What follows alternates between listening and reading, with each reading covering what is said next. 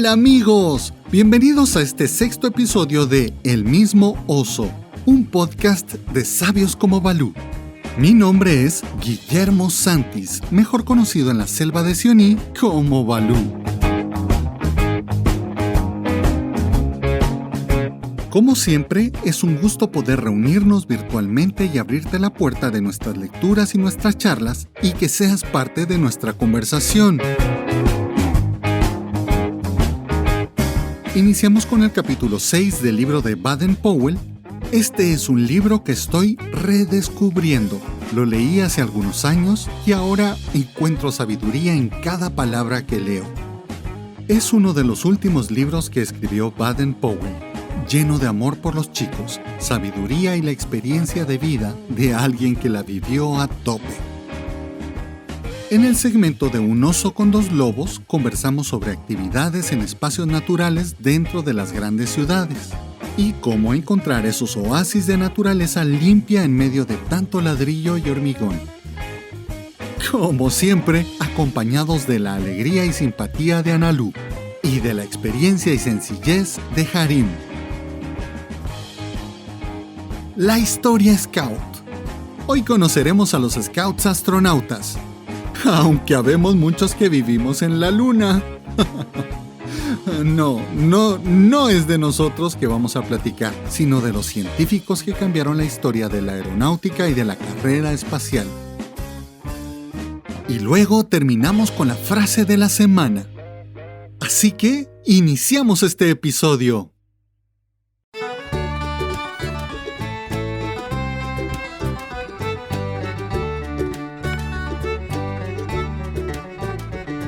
Rema tu propia canoa. Capítulo 6. Resistencia. Exploradores árticos.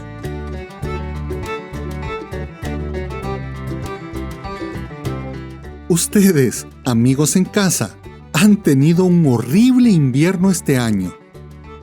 Aquí en Kenia es difícil imaginarnos sus tormentas e inundaciones, su niebla y su lluvia. Cuando solo a 4 días de vuelo nos deleitamos con calor del sol, fresas y rosas. Ustedes deben sentir que después de un invierno así, conocen muy bien lo que los exploradores árticos han tenido que soportar. Nuestro barco Scout, el Discovery, debe haberse vuelto a sentir en su elemento otra vez, y probablemente habrá soñado que regresaba a la Antártida, en vez de estar anclado en el muelle del Támesis, en Londres. Su invierno, después de todo, solo duró un par de meses, que son bastantes, dirán. Sí, pero piensen en, digamos, el grupo de exploradores del capitán Scott. 6 de ellos fueron a tierra en una isla con muy pocas provisiones, ya que el barco esperaba regresar pronto a recogerlos, pero las tormentas y el hielo lo impidieron, y ahí se quedaron 8 largos meses.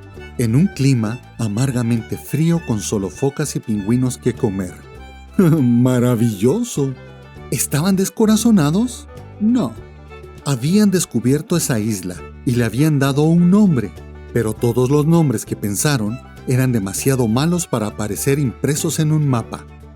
Una isla vecina se llamaba Isla Inaccesible, así que terminaron llamando a su isla Inexpresable.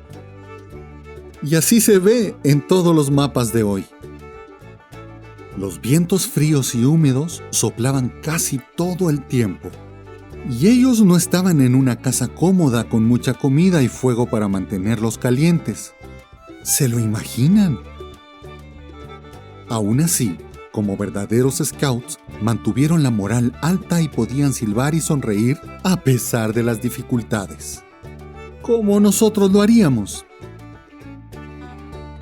La mitad del destacamento fue mandado a cazar y regresaron con 15 focas y 120 pingüinos que mantuvieron en el congelador, en el hielo, porque de abril a julio no se veían ni pájaros ni animales.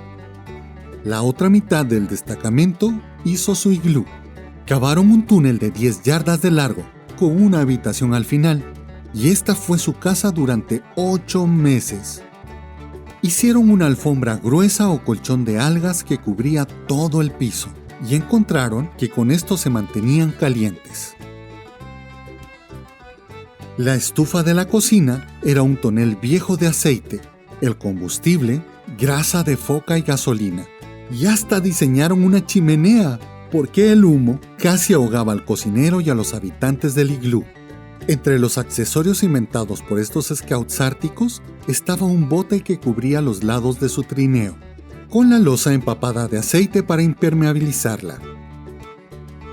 Y recuerden que otra cosa peor de este invierno comparado con el suyo era que la mayor parte del tiempo estaban a oscuras, sin gas ni electricidad, solo la grasa de foca derretida.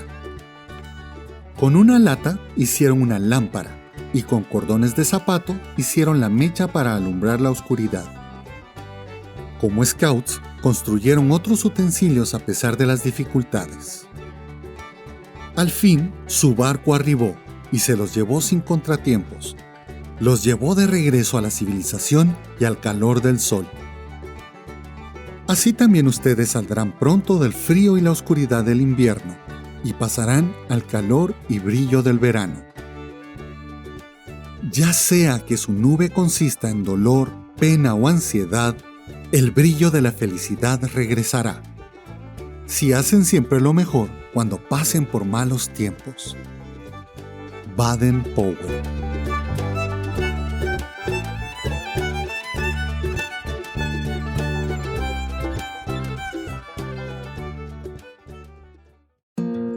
¡Ey, ey!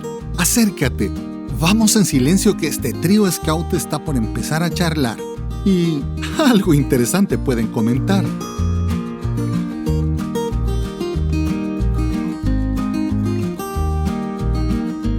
¡Hola, hola, hola, hola! ¿Cómo están? Bienvenidos a un segmento más y a un episodio más de Un oso y dos lobos. Un podcast de Sabios como Balú. Doña Analu Padilla, ¿cómo está? ¡Bienvenida! Muchas gracias, mi Balú. Aquí estamos nuevamente presentes en el podcast, donde tenemos muchísima información y muchísimas experiencias que compartirlos entre nosotros y esperamos que tanto allá afuera como aquí adentro nos la gocemos y nos divirtamos tanto recordando tantas cosas y analizando tantas cosas también. De eso se trata, que en estos tiempos difíciles podamos acompañarnos como buenos hermanos scouts y dirigentes. Y también le damos la bienvenida a don Aquela Harim Cruz. Hola, don Harim, ¿cómo está? Bienvenido. Hola, hola, hola, mi gente linda, ¿cómo están? Aquí muy contento y muy emocionado nuevamente por estar acá en este podcast. La emoción de estar aquí con ustedes y platicar es como la que sienten nuestros lobatos y nuestras lobeznas cuando esperan el sábado para sus actividades scouts. Eso, eso. Y bueno, pues su servidor, su servilleta, diría Cantinflas, Guillermo Santis Balú. ¿Cómo han estado? ¿Cómo les ha ido? ¿Qué tal de estos días? Pues bien, mi Balú, esta época de pandemia nos ha llevado a hacer muchísimas cosas, a explorar muchas cosas que a lo mejor teníamos olvidadas porque pues, la carga tecnológica nos llevó a otra línea. Pero fíjese, les quiero contar a los dos. El sábado tuve una de nuestras actividades de avistamiento de aves. ¿En serio? Tenemos avistamiento de aves cada 15 días allá en el club, que es la sede de nuestro grupo del 47. Y fue bien interesante, porque a pesar de que había frío, porque realmente había frío y de hecho todos estábamos así como bien envueltos y las aves pues también como que tenían frío, pero a pesar de eso logramos ver un colibrí que no está dentro de los registros oficiales, que vive en esta área urbana. Realmente nos emocionó mucho verlo, y el colibrí como que así, era un colibrí de oreja blanca.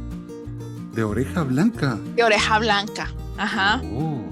Sí, porque el que es común es el coronia azul, el que es nacarado verde con azul. Ese como es muy tornasol, común. Exacto, claro. Ese mismo. Entonces es muy común aquí en el área urbana. Pero el de oreja blanca no es de este sector. Entonces llegamos y también tan acostumbrado a las personas, estábamos buscándolo y él se nos iba a poner en la rama de arriba, ¿verdad? Y hasta nos posó así para las fotos. Qué bonito. Entonces, sí, fue una experiencia divina, ¿verdad? Preciosa. Y hay una historia que dice que donde aparece un colibrí hay un hada cerca, o los colibríes se convierten en hadas. Sí, exacto. Y también que los colibríes llevan los mensajes de las personas que ya partieron. Entonces hay muchas leyendas en torno a un colibrí. Esta es una de las aves pues, que nos impactó bastante. Y me acordé precisamente disfrutando tanto de esta actividad, que la verdad es una de las actividades que yo disfruto mucho. Me acordé que como parte de nuestras actividades Scout teníamos nosotros la costumbre de meternos a la naturaleza a investigar, a observar, a rastrear. Y nos enseñaban a hacer eso. Y nos enseñaban a buscar, a como que a callar nuestros pensamientos y a observar y a ver en este cuadro qué es lo que se mira diferente.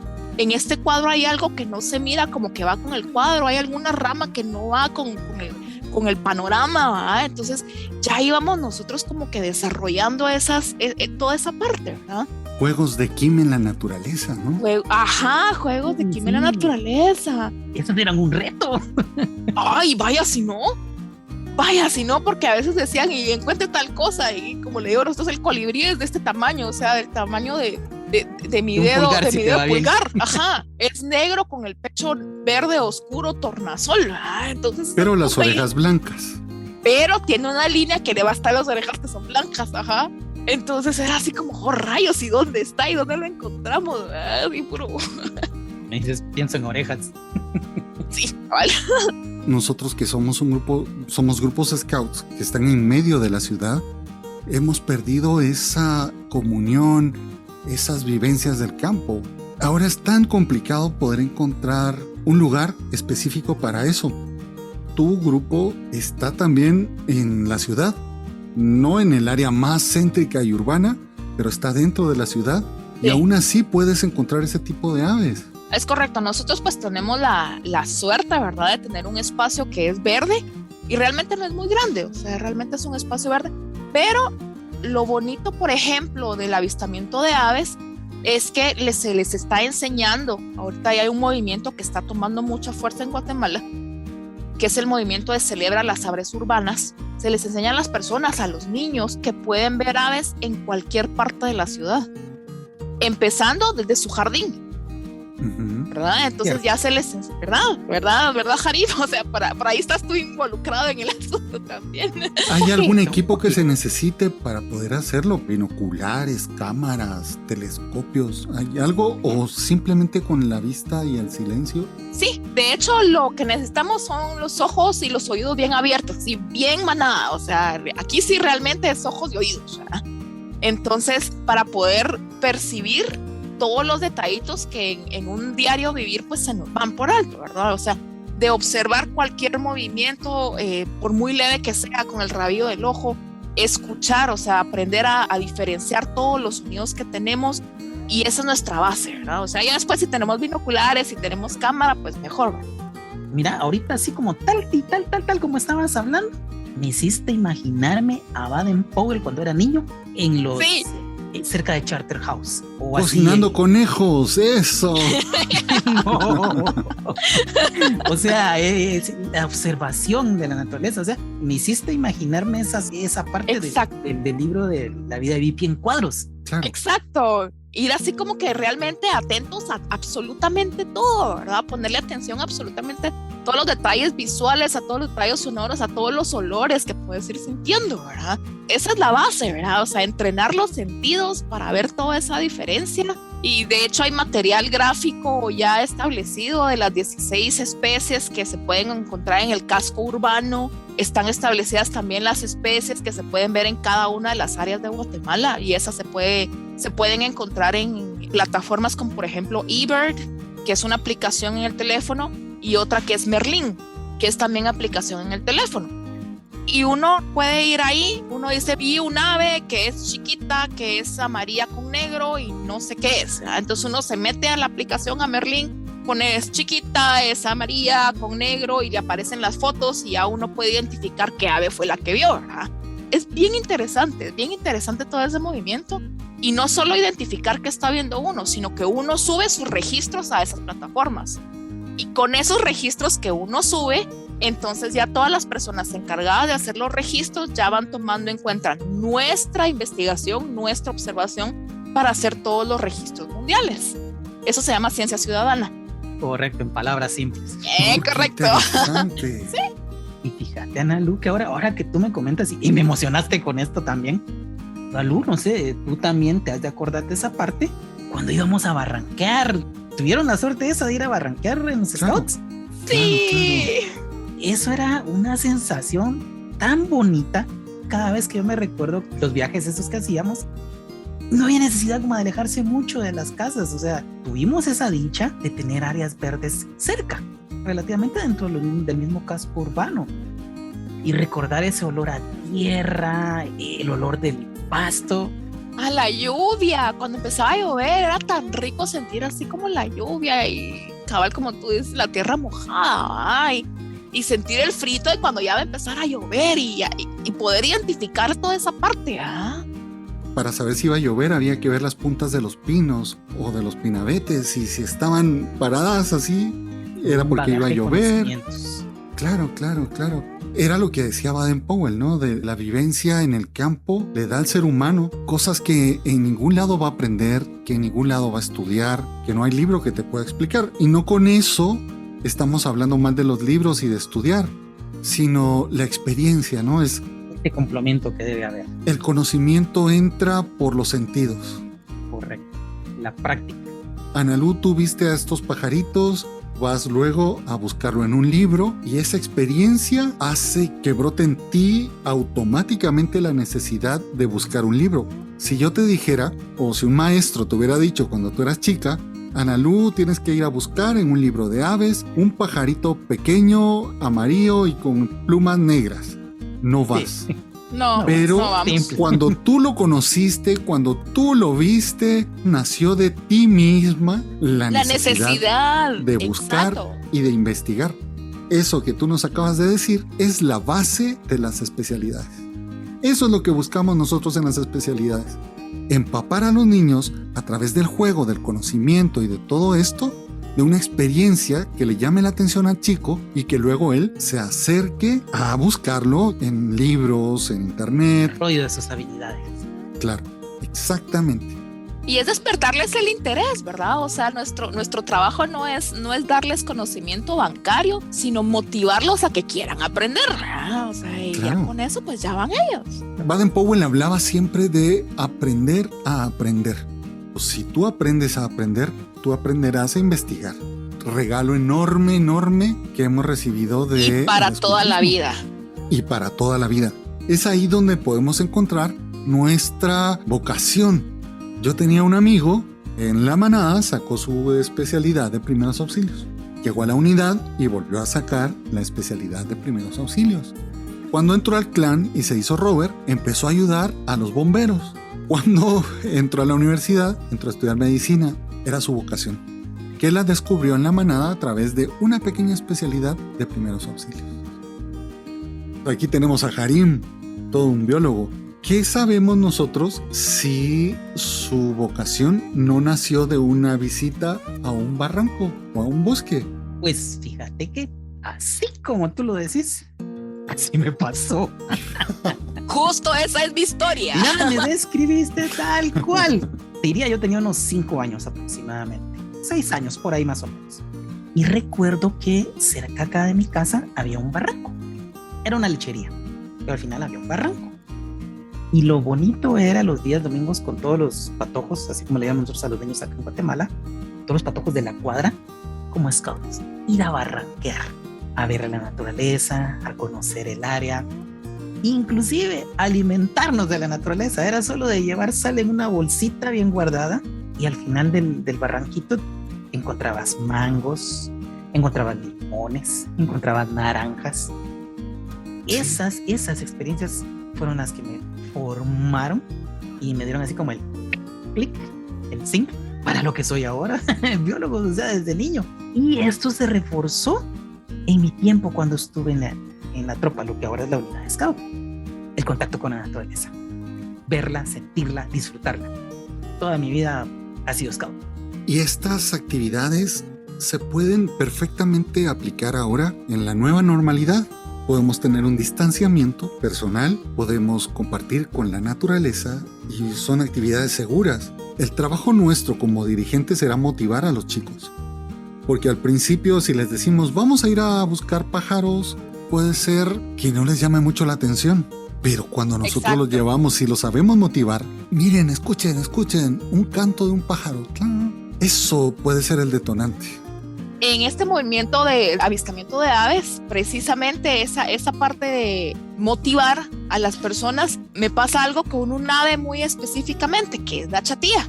Las personas que llevan al avistamiento, pues alguien les cuenta, algún amigo los llevan y pues así como nos levantamos temprano y llegamos, ¿verdad? Pero hay una avecita que es de pechito amarillo, las alas son negras y tiene como antifaz, un poquito más grande que el colibrí. Esa es la chatía. Y la chatía me sirve mucho para motivar a las personas porque el canto de la chatía, si usted oye un ave que dice chatía, chatía, chatía, chatía, chatía, y ese es el canto. O sea, dice su nombre, el ave dice su nombre. Entonces es el ave que me sirve para llamarle la atención a las personas. Empezamos a hablar y empieza una chatía siempre, chatía, chatía, chatía. Yo, miren, escuchen, esa es una chatía. Se me camino de verdad, dice su nombre, vamos a buscarla. Entonces ya todo el mundo así como busquemos a la chatía, ¿verdad? Entonces ya con eso ya empieza todo el mundo de verdad, vamos a buscarla, ¿verdad? ¿Y dónde estará? Entonces ya empiezan a ver más aves, ya está cuál es, ya está cómo suena. Pero de ahí es el anclaje, ¿verdad? Es como saber, como dicen ustedes, a motivar a los niños, ¿verdad? No es darles la información, sino motivarlos a que de verdad quieran saberlo. La anécdota que ustedes más recuerden siendo scouts de ir a barranquear. A ver. Nosotros nos reuníamos con un grupo que estaba en el centro de la ciudad. Quienes han estado en Guatemala se darán cuenta que está rodeada por barrancos y por pequeñas montañitas. Teníamos que subir, bajar 3 barrancos y eran barrancos muy empinados, todos los del Puente del Incienso, la 4 de febrero. Descubrimos un montón de lugares y me acuerdo que había como una pequeña laguna donde habían patos, no sé si eran patos salvajes o patos que pertenecían a la finca, ¿no? Pero habían como patos. Para un chico que ha estado en la ciudad, darse cuenta que pasaba todos los días por ahí en su carro o en el autobús del colegio y que a 1 kilómetro habían patos salvajes, había una laguna, había un bosque, habían naranjas salvajes. Era increíble. Era el wow. ¿En qué momento pasó esto aquí? Yo no me había dado cuenta, ¿verdad? Claro, el descubrir, y fue gracias a los scouts. También recuerdo otro lugar, al finalizar de la calzada Roosevelt, había una pista de motocross, que era la pista Tinco. Pasábamos por ahí, nos metíamos a un barranco y estaba el nacimiento de un río. Bueno, no sé si era nacimiento, pero pasaba un río. Y el río era súper claro, limpio, increíble. Y recuerdo que nos metimos a bañar. Íbamos la tropa femenina en ese entonces y nosotros. Las chicas se fueron a bañar en una cosa así que daba la vuelta al río. Y nosotros por acá. Era increíble. O sea, no sé cómo esté ahora ese lugar. Me imagino que ya estará súper contaminado. Yo creo que ya no existirá el río. No, el río sí existe porque el río Panzalic. Pero ya no creo que esté así de limpio. No, definitivamente, pero... Ya sufrió. Claro. O el precio. ¿Y tú, Analu, qué recuerdos tienes de eso? Ay, pues yo de chiquita, de patoja, como decimos aquí en Guatemala, yo siempre he sido así como muy temeraria. O sea, yo siempre he sido, de hecho aquí en mi casa pues se les movían mucho los nervios conmigo porque yo era de las aventureras que venía, se subía, se bajaba, se metía, se volvía. Pero me acuerdo yo que barranqueando y era así como, era alegre porque bajábamos y nos tenían la historia de que abajo en el barranco había una cueva de un oso y le habían puesto hasta rasguños a una de las rocas y decían que ahí había pasado el oso. Entonces todo era así lindo, ¿verdad? Para bajar el barranco y todo. Pero lo que a mí me impactaba eran las hojitas verdes que estaban en el camino. Uh-huh. Que eran unas hojitas verdes de este tamaño que no eran plantas carnívoras, pero que eran pura almejita. Entonces pasábamos y se cerraban. Pasábamos encerrados. Ya sé cuál Pasábamos es. encerrados. En Mushbal hay de esas. Yo me acuerdo que a mí me decían que se llamaba duérmete, duérmete, que ahí viene el alcalde. Y uno las tocaba, les hacía así, y les decía, duérmete, duérmete, que ahí viene el alcalde. Y estaban así y se cerraban. Tenía una florecita lila. Se les mira una como pelucita, Ajá, ¿verdad? ajá. Ajá, Sí, ajá, ya. exacto. A mis lobatos se los llevé a No me enseñar. pregunten el nombre científico. Perdón. No, sí, y de hecho, o sea, con tantas cosas y el oso y todo lo demás, a mí me llamaba la atención las hojitas esas que estaban así en el suelo. Sí, es increíble. Esas son actividades que se pueden hacer en el campo. Recuerdo también algunas actividades que nosotros hacíamos en la ciudad, donde podíamos compartir también y que podríamos hacerla en la nueva normalidad y que son relativamente seguras. Las caminatas urbanas. Yo me acuerdo que nos hacían cartas. Si lo hacíamos en el centro de la ciudad, pasaba a tiendas y tenía que ir uniformado y decir, soy scout y mañana van a pasar algunos chicos scouts acá. ¿Será que ustedes me harían el favor de entregarles estas cartas a cada uno de los que venga? Y así pasaba en algunas tiendas, en museos, en iglesias. Salíamos nosotros de nuestro local de grupo con una carta que en alguna clave Morse, murciélago, espejo, Juanita. totito, que es la de gato, tiene 1000 nombres esa, nos decía qué hacer. Súbanse a un autobús número tal y bájense en tal lugar. En aquel entonces, si te veían, imagínense lo viejito que seré, que si te veían con el uniforme te podías subir gratis a la camioneta, al autobús. Llegábamos a ese lugar, pregunten a doña Juanita por la siguiente. Llegábamos a la tienda de doña Juanita y nos decía, esta es la carta que les dejaron ayer. ¿Qué patrullas son? Somos halcones. Ok, aquí está la de los halcones. Y entonces ahí nos decía que teníamos que hacer, o hacer un croquis, o hacer un dibujo, o hacer alguna actividad. Y nos decía dónde estaba la siguiente carta. Y así nos la pasamos todo el sábado, desde muy temprano hasta media tarde. Y de ahí teníamos que regresar. Esto es una actividad muy interesante. Y recuerdo otra actividad. Yo recuerdo esa. Buenísima, me encantaba. Claro. Podías desarrollarte como patrulla. El sentido de pertenencia. Veías el liderazgo de tu guía, la compañía de tu subguía, etcétera, y entonces te iban acompañando. ¿Sabes qué recuerdo yo más de todo esto? Las peripecias y el ingenio que teníamos que tener en ese mismo momento para hacer las actividades.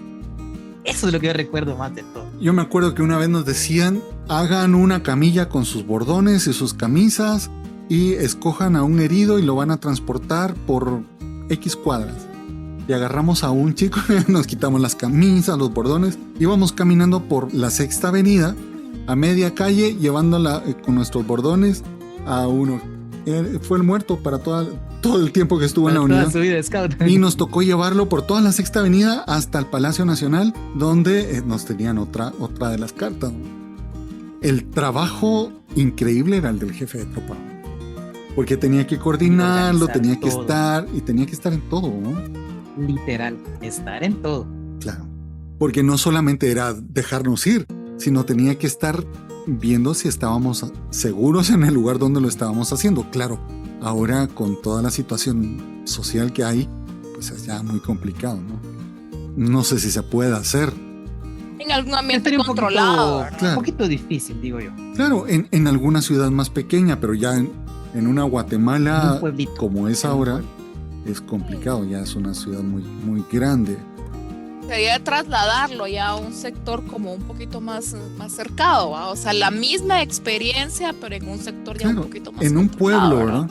Uh-huh. Yo me acuerdo Exacto. que hacíamos también cosas de ese tipo en un pueblo. Por ejemplo, estuvimos en Quetzaltenango. Vayan a la casa del cronista de la ciudad y que le cuenten una historia. Ya mi jefe de tropa había hablado con este señor para que nos contara una historia. Teníamos que escribirla, el informe que teníamos que presentar y pasar toda la historia que nos habían contado. De tu libreta. Claro, la libreta, todo el mundo con su libreta. En aquel entonces no podías tomar fotos ni grabar audio. Bueno, fotos sí, pero tu rollo. Entonces tenías que hacer dibujos y hacer croquis. Y ahora que decís dibujos, mira, me vino a la mente una. las famosas pinturas con tintes naturales en las actividades. Con limón. Que te tocaba con limón hacíamos hojas, nosotros los mensajes secretos. Y luego había que plancharlos y si no se tenía plancha, era con el sol y con una lupa. Y con una lupa, sí. cabal, y si éramos pilas así con el encendedor, así sin quemar el papel, a nosotros se nos quemaron un montón así. Querías pintar café, agarrar tierrita y en la hoja. Exacto. Sí. Yo recuerdo que mi jefe de tropa, en ese entonces, según lo que me cuenta él, el correo para los scouts era gratuito. Él nos mandaba cada 15 días lo que iba a suceder 2 sábados después. Te llegaba una carta. Los telegramas eran cosas. Claro, y entonces ahí te mandaban a decir materiales, en dónde, la hora, y era nuestro WhatsApp de aquel entonces. Muchas de estas cosas debemos retomarlas. No podemos tener un escultismo de estar encerrados, sino buscar opciones, buscar alternativas a lo que estamos haciendo y lo que estamos viviendo para dejar en los chicos la experiencia. Yo creo que el escultismo es experiencia. Las experiencias positivas y negativas siempre nos van a enriquecer. Y cuando hablo de negativas es completamente porque me mojé, porque me perdí, porque me caí, me raspé la rodilla. Pasaste hambre. Pasé hambre, cabal. Pasé hambre, pasé frío. Esas experiencias son las que te enriquecen y le dan al movimiento Scout la riqueza y el amor que pueden sentir los jóvenes por esto. Vivencias que te forman. Que te forman. Completamente. Y se te llegan al alma, ¿verdad? O sea, no es aprenderlos de los ojos para afuera, sino que realmente las internaliza uno cuando uno está ahí metido, ¿verdad? Son cosas que estás aprendiendo con sudor, lágrimas y sangre. Con eso se te sella. Y que no se te olvidan. Y no se te olvidan. Eso es el escultismo. Ese tipo de vivencias, ese trabajo en equipo, en patrulla, en pequeños equipos, en la manada igual. La aventura que se puede vivir con tu seisena no es tan abierta como el sistema de patrullas, pero podemos empezarlo a vivir desde la manada, de escuchar, oler, mojarse, todo lo que entra por los sentidos. Creo que eso fue lo que selló a Baden-Powell, lo que selló a mi amigo que se hizo médico y lo que selló a Harim Cruz. Bueno, hemos llegado al final de nuestro podcast. Espero que lo hayan disfrutado tanto como nosotros. Si ustedes desean que toquemos algún tema o que contemos alguna experiencia extra de nuestras vidas, pueden enviarnos un correo a sabioscomobalú@gmail.com o Gmail, como usted quiera, o me puede hablar a través de la página de Facebook de Sabios como Balú. Y será un gusto poder comunicarnos con ustedes y estar siempre en contacto. Aralú, ha sido un gusto. Muchísimas gracias, de verdad, me gozo muchísimo estos momentos. Espero que pues allá afuera también se los estén gozando, porque la verdad es que sí, yo espero mis días para grabar el podcast con ustedes. Don Harim, no queda más que darle las gracias a ustedes por esta oportunidad. Y miren, gracias. Me hicieron recordar otra vez mis años mozos de Scouts. Eso me súper levantó el ánimo hoy. Recordar es vivir. Recordar es vivir. Nos vemos hasta el próximo de la serie. Un fuerte abrazo de Oso Balú. Chao. Qué buena idea. Qué alegre, hoy me gustó. Fue emocionante el de hoy. Eso significa que las otras veces no le gustó a Harim. No te das cuenta. Es el mejor.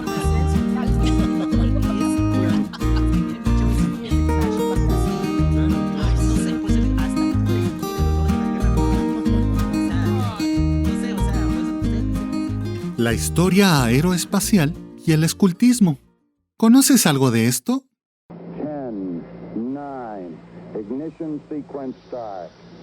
6, 5, 4, 3, 2, 1, 0. All engine running.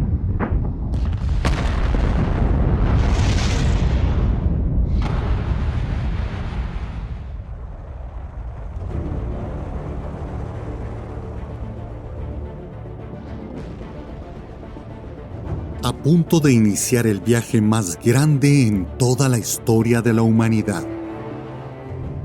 Adelante, 4 días de incertidumbre con un éxito esperado, pero no asegurado. Neil y sus compañeros se disponían a escribir su nombre con letras de oro en las páginas de la historia mundial.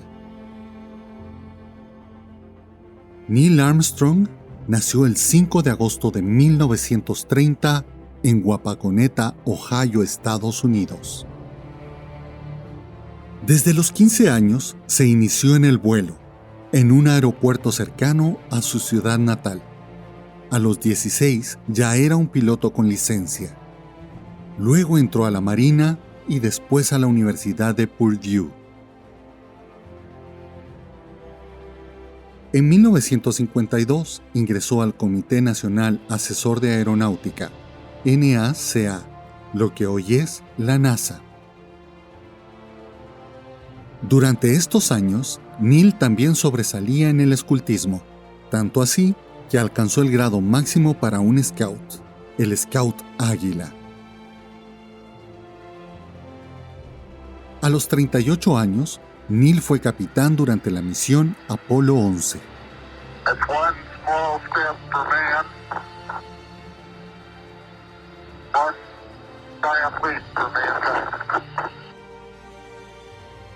Entre las pocas cosas que pudo llevar, tenía una insignia mundial Scout, la flor de lis blanca sobre un fondo morado.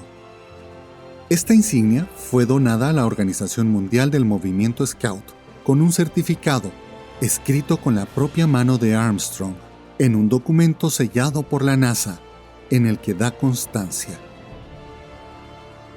Certifico que esta insignia mundial Scout se llevó a la Luna en el primer alunizaje del hombre, Apolo 11, 20 de julio de 1969.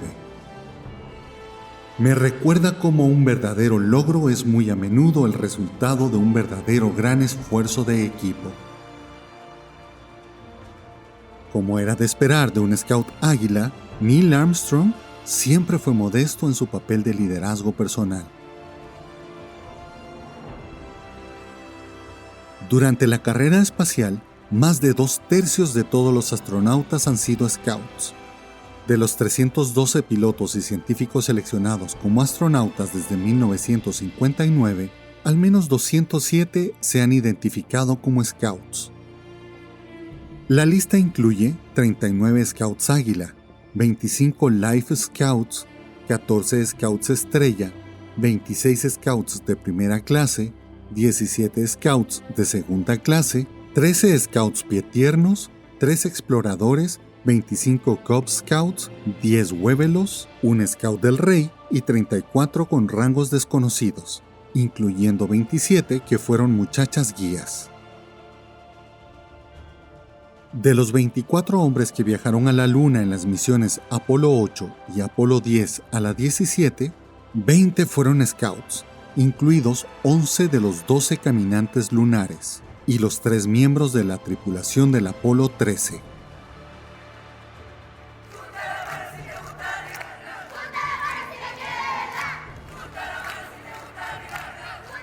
Jamás hubiera soñado Baden-Powell que el movimiento de chicos que fundó cambiaría la historia del mundo y llegarían más allá de donde nunca se imaginó. El universo es infinito. Los límites los pones tú.